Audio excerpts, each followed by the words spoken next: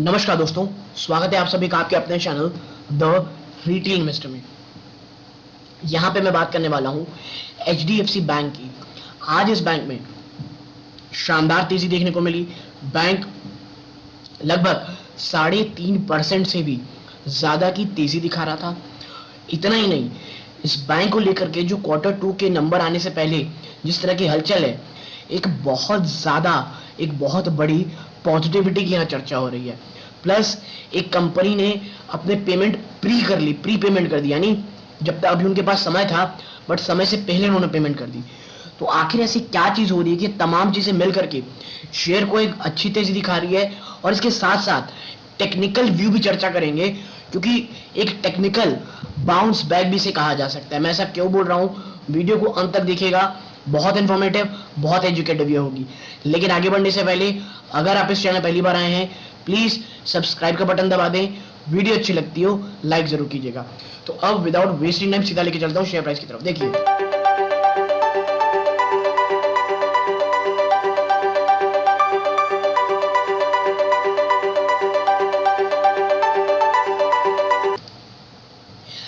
HDFC bank limited दोस्तों, ठीक है।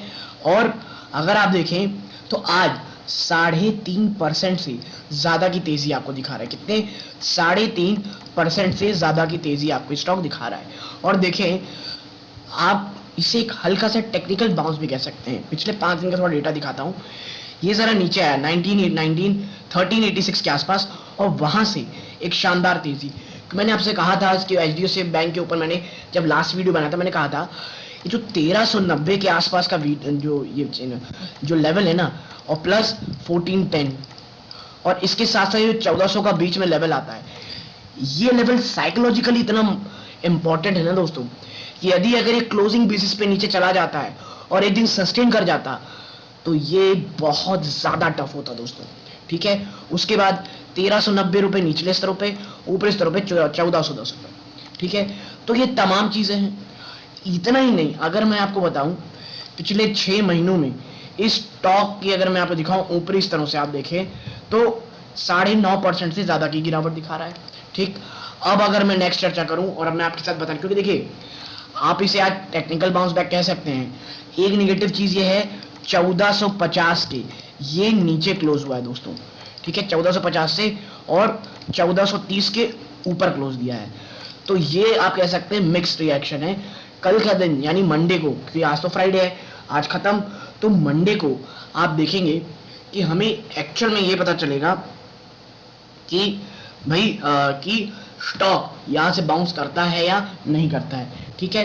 तो अब आगे चर्चा करते हैं और बात करते हैं सबसे इंपॉर्टेंट चीज की, और वो ये है Q2 के नंबर दोस्तों, उसमें क्या कहना है। तो देखिए, सबसे पहले ये है that Maharashtra seamless prepaid term loan of ₹315 crore. Maharashtra seamless ने 325 करोड़ का जो एक लोन था उसे ऑलरेडी पे कर दिया है।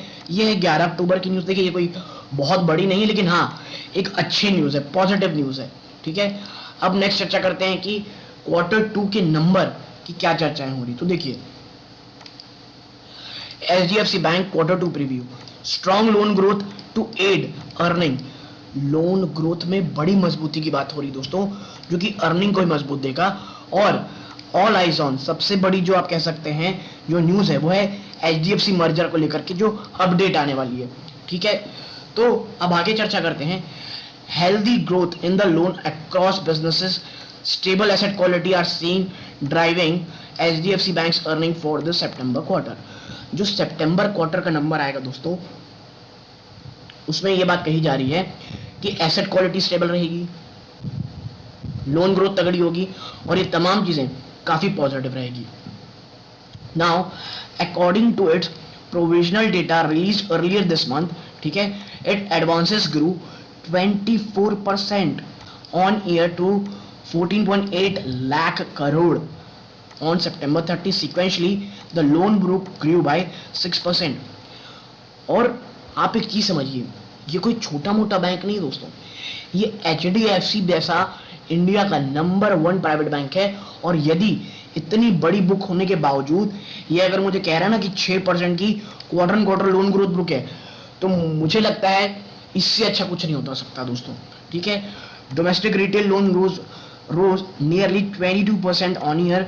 Commercial and rural banking loan grew 32% and corporate and other wholesale loan grows at 27%। यानी कि जो आप कह सकते हैं 22% की तेजी डोमेस्टिक रिटेल लोन ग्रोथ में है, कमर्शियल और रूरल बैंकिंग लोन 32% और कॉर्पोरेट होलसेल लोन 27%, यानी वेल डाइवर्सिफाइड आपको यहाँ लोन ग्रोथ देखने को मिलेगी। और देखिए लोन ग्रोथ में इतना ज्यादा आप कह सकते हैं कि इतना एम्फेसिस क्यों किया जा रहा है, रीजन ये है कि लोन ग्रोथ इस बात का परिचायक है कि इकोनॉमी में अभी भी काफी मजबूती बनी हुई है, ठीक है। भले ही आने वाले क्वार्टर कुछ हद तक आपको कमी दिखाएंगे रिजल्ट्स में, ठीक है, लेकिन जो सितंबर क्वार्टर गया है वो काफी मजबूत गया है दोस्तों, ठीक है। अब थोड़ा आगे चलते हैं तो देखिए, now led by this growth across segments, the private sector bellwethers net interest income यानी NII for the reporting quarter is seen rising 22% on year to 21,559 crore according to the average of estimate given by 8 brokering firm। 8 brokering firm द्वारा जो एक report आप कह सकते हैं दी गई है कि इन तमाम पॉजिटिविटी के कारण जो नेट इंटरेस्ट इनकम है उसमें 22% की तेजी आपको देखने को मिलेगी। एचडीएफसी बैंक की जो क्रेडिट ग्रोथ है वो 6% से ज्यादा ऑन सिक्वेंशियल बेसिस रहेगी। Q2 is higher than the industry growth. इतना ही नहीं, फिलिप कैपिटल का तो ये मानना है कि जो क्वार्टर 2 में आपको मजबूती देखने को मिलेगी क्रेडिट ग्रोथ की, वो पूरी की पूरी इंडस्ट्री से ज्यादा होगी। Net profit for the period is seen increasing 20.4%। जो नेट प्रॉफिट है इस पीरियड में जो बढ़ने देखने मिलेगा 20% से ज्यादा की तेजी year on year basis 10,640 crore, यानी कि हर एक फ्रंट में काफी मजबूती काफी तेजी देखने को मिलेगी। और यकीन मानिए यदि आप निचले स्तरों पर है दोस्तों, तो चाहे इकॉनमी वीक रहे या बहुत मजबूत रहे, मैं आपको बता दूं एचडीएफसी बैंक एक काफी शानदार मौका होगा, एक काफी शानदार आपके लिए स्टॉक होगा for a longer term investment दोस्तों। तो यदि आपको मेरी ये छोटी सी एनालिसिस पसंद आई हो, प्लीज वीडियो को लाइक कीजिए, चैनल पहली बार आए हैं सब्सक्राइब जरूर कीजिएगा दोस्तों। और मैं आपको बता दूं ये कोई बाइंग और सेलिंग की रिकमेंडेशन नहीं है दोस्तों, तो कोई भी अब डिसीजन लेने से पहले, पोजीशन बनाने से पहले प्लीज अपने आप वित्तीय सलाहकार से सलाह जरूर लीजिएगा दोस्तों। तो ये इस वीडियो का अंत है। जय हिंद दोस्तों।